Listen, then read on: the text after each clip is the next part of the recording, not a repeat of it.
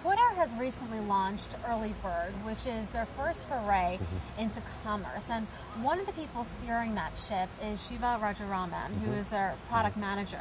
Thanks so much for joining us today. Sure, thank you. So tell us about Early Bird. You know, you just launched 4 weeks ago or so, and you've had 5 deals.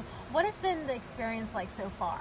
Sure, the experience has been, one, just stepping back a little bit, we're using Early Bird to test our own products and platform to understand, how can we start to tap the discussion around deals, which is great news on Twitter, and start to learn from it so that we can optimize it and make sure that the deals that come out on our platform, there's enough information to help people make those deals resonate or respond to timely trends.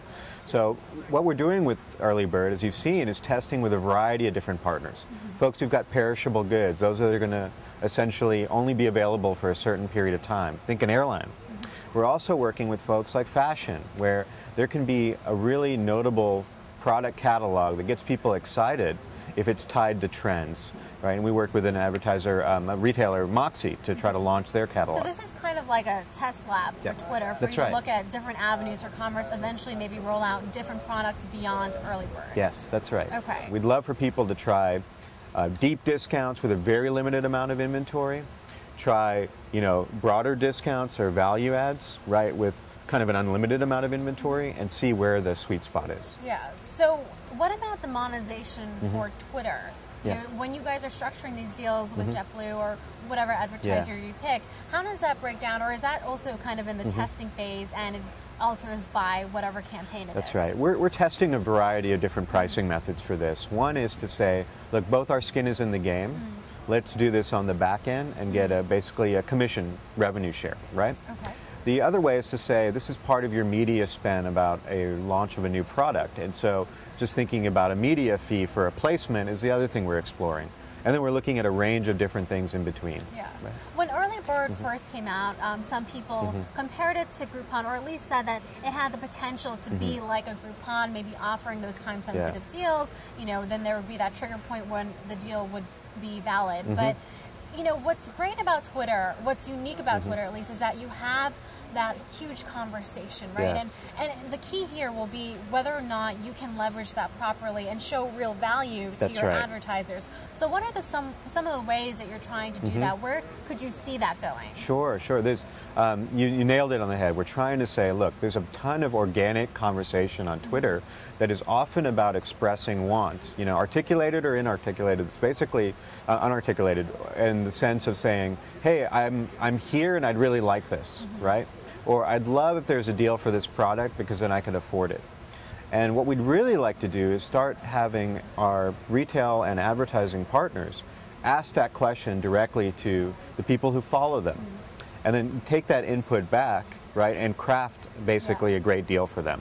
So we're trying to couple this demand and supply thing. It's not just about a discount, right? Ideally, it's a discount for something that people are crying for, right, and are really expressing themselves through Twitter and hopefully fun and creative ways. Yeah, but how do you leverage the real-time conversation? So one of the challenges of Twitter is also the fact that conversations on whatever trending topic, they come and they go, and that can happen really fast. That's right. So on the retailer end, how do they try to connect with Twitter and be able to take advantage of something when it's trending or when it's popular on Twitter? Yeah, so one thing is that when they have their own follower base, there's a lot of conversation that happens direct to the brand. So what we're doing is working with these people to say, particularly for the flight of a deal, but more broadly, are you listening to that? Yeah. Can you listen to that every hour, right, and see what's happening? The second piece, which is something we haven't done but we're interested in exploring, is how can we start to publish these trends to people so they can keep an eye on it, right, and then respond, actively as a trend that hits their space becomes relevant. What are some examples that you could, Yeah, sure. Let's just say like a celebrity wears a new outfit in a particular style, right? And that style starts trending. Whether it's a, let's just step back, it's like a new hat, right? It's a scarf, right? It's shoes, whatever it may be. There's a lot of conversation. Yeah, exactly, right? Right. The purple hat from Justin Bieber. And if you're a retailer, that's a great opportunity if you're in fashion to say, we've got something that looks like that. Imagine someone putting together that outfit and then doing a deal on it. We'd love to see that happen. And that's something you couldn't really see in Groupon, at least not in its current form. But perhaps you could see something like that through the Facebook platform, because they're constantly, doing their own conversation streams. Sure. Who are you most afraid of? Are you afraid of Google, who is your former employer, or are you afraid of the potential of Facebook and what they can do in this area? I'm not really frightened by either of them, in the sense that I think it's really great that, there's a lot of shopping and marketing real innovation that's going on right now, right? And it would be great to see larger players embracing this and endorsing it for everyone else. Yeah. Where we need to compete on is what's our angle for a marketing partner? I think there's going to be many marketing partners who say, hey, as an advertiser, my strategy is to use Facebook and Twitter and Google, and I use them in different ways. Where we'd like to innovate on is saying, hey, there's a ton of people here, right, who use Twitter to really express their interests, right? And to follow people who aren't necessarily their friends, but are mavens in the space that they're interested in. So how can we start to tap that graph and really move in that direction? That's the area we'd like to focus on. Yeah. So to kind of summarize, what are going to be the components of your commerce strategy now that you've had a little bit of a test run with it? What do you see as the priority in integrating with an eventual commercial product? So broadly speaking, I think the key thing is, one, can we start to measure the effectiveness of that? Data is like a number one priority, right?